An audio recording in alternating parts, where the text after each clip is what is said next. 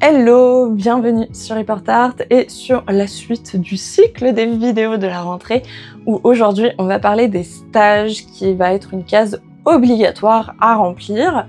Donc là dans cette vidéo pour les stages ça va pas du tout être un commentaire général, ça va être vraiment spécifique à la licence Histoire de l'Art et Archéologie et surtout celle de Paris 1, mais je pense que ça peut fonctionner pour les autres Sorbonne et peut-être Nanterre, pour en dehors de la région parisienne Île-de-France. Je sais pas du tout comment ça se passe, donc référez-vous bien à ce qui vous sera dit dans vos facs. Donc, en fonction de la spécialité où vous voulez évoluer. Donc, quand je parle là ici de spécialité, c'est soit archéologie, soit histoire de l'art. Il va falloir faire des stages. Je vous préviens tout de suite, pour les archéologues, le stage doit se faire à l'été qui sépare la L1 de la L2. Et pour ceux qui veulent être en histoire de l'art, le stage obligatoire sera l'été entre la L2 et la L3. Donc, enfin, c'est les périodes qui nous sont recommandées pour effectuer ces stages. Évidemment, si vous êtes un étudiant qui a besoin d'un job alimentaire, ça peut être complexe de caler un stage. Et à ce moment-là, il y a des aménagements pour ça. Et sinon, il faut essayer, c'est un peu compliqué, mais il faut essayer de trouver un stage qui est rémunéré dans le milieu de la culture ou dans le milieu de l'archéo, ou carrément de trouver votre stage, au sein de l'emploi au sein du job étudiant que vous avez déjà, si c'est en lien avec la culture, l'archéo, etc., etc. Moi, ce que je vous conseille fortement, c'est que, en tant qu'adulte, maintenant de 26, le mois prochain 27 ans, voilà, et qui du coup est dans le monde du travail, c'est dès que vous avez la possibilité de faire des stages, faites des stages. Franchement, on va vous dire oui, en L1 c'est compliqué de trouver un stage parce que vous êtes un peu des pitchouns de la discipline, du coup il y a des tâches qu'on peut pas forcément vous confier, etc. en fonction des stages où vous allez. Faites des stages le plus tôt possible, commencez à avoir une expérience professionnelle le plus tôt possible et essayez aussi de varier vos expériences pour être sûr que, par exemple, je sais pas, vous commencez à faire un stage en galerie, vous vous rendez compte que ça vous plaît pas. Donc essayez de trouver un stage en musée, vous vous rendez compte que ça vous plaît pas et qu'en fait vous préférez être en fouille, que vous préférez être sur des terrains de fouille et faire de l'archéologie. Multipliez les expériences, vraiment.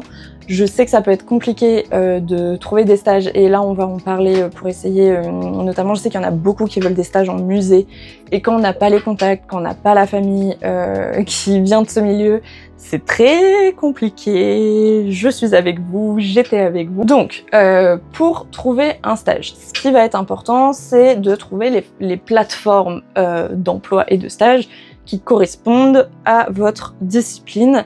J'essaierai parce que moi j'ai un profil plutôt histoire de l'art, donc j'essaierai quand même de vous retrouver les plateformes pour tout ce qui va être de l'archéologie.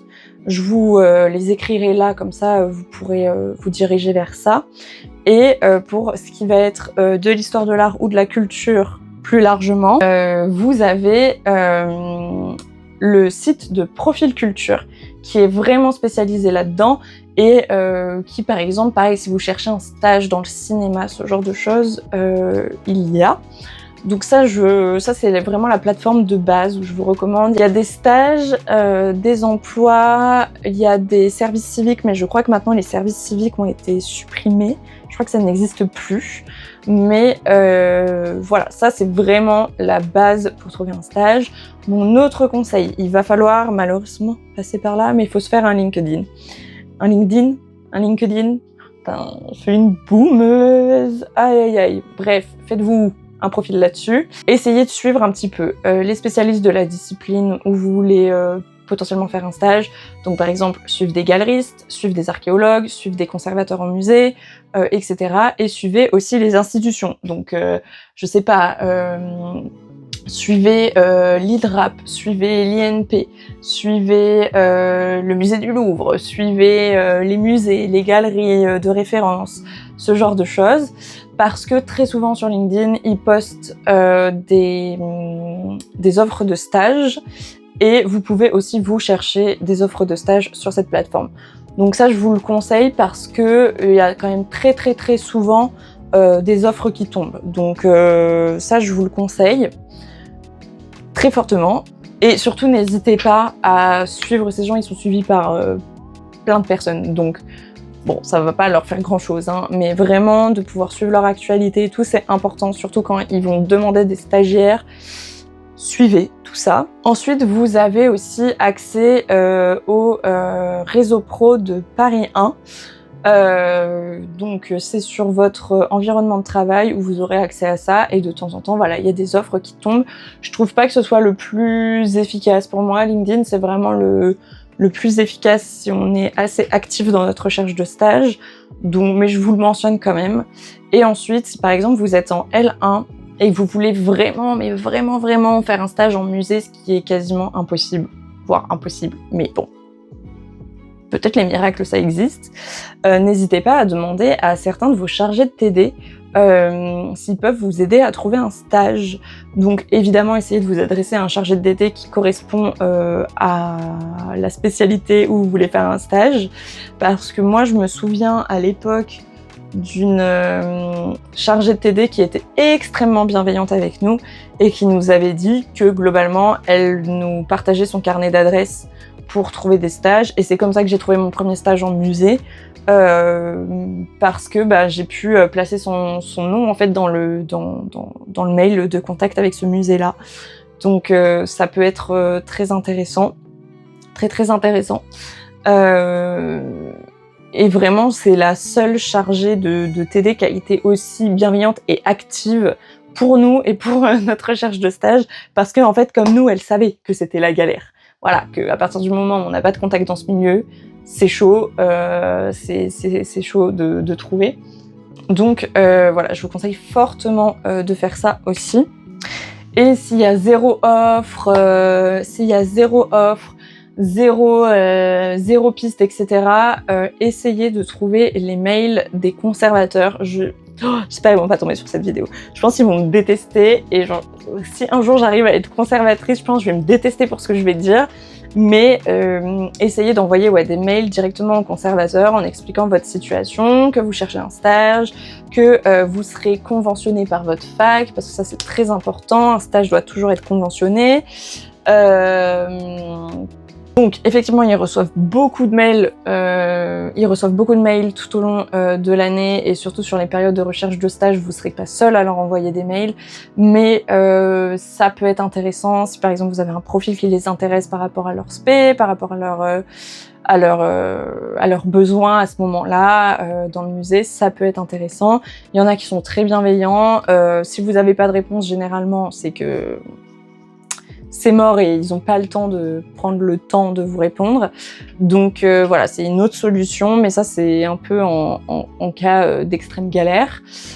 Puis là je vous parle de conservateurs, mais enfin, genre aux personnes concernées par là où vous voulez faire votre stage en général. Pour la recherche de stage, moi ce que je vous conseille, comme il y a des stages obligatoires à Paris 1 pour valider votre licence, je vous conseille vraiment de vous y prendre à l'avance. Exemple, vous cherchez un stage pour l'été, vous vous y prenez dès janvier en fait.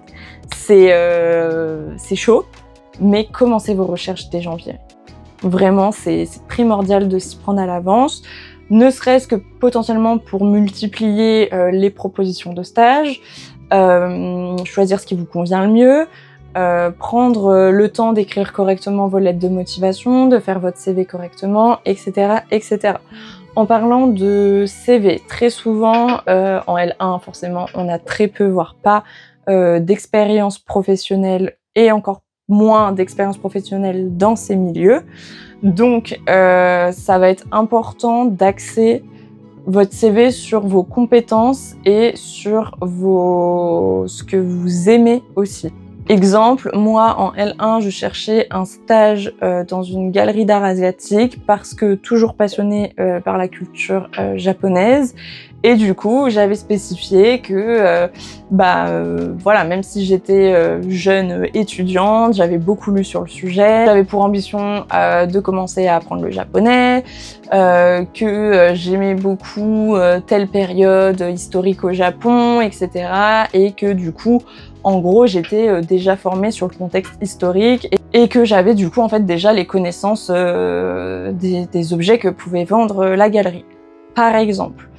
Et vraiment, encore une fois, je vous conseille vraiment de multiplier les expériences. Si vous avez le temps, l'opportunité d'en faire, faites-les parce que quand vous allez sortir de votre licence, voire plutôt de votre master, parce que après licence, c'est quand même compliqué de trouver un taf. Donc on va dire après votre master, quand vous sortez et que en fait vous avez fait 5 ans d'études et que vous n'avez pas tant d'expérience que ça, et que vous allez rentrer sur un marché du travail très compétitif pour le milieu de la culture parce que peu d'offres et beaucoup de monde, ça va être très tendu. Donc le fait d'avoir plusieurs expériences et peut-être même parfois de milieux différents, ça peut être très très intéressant et ça peut que enrichir votre CV, donc je vous le conseille fortement.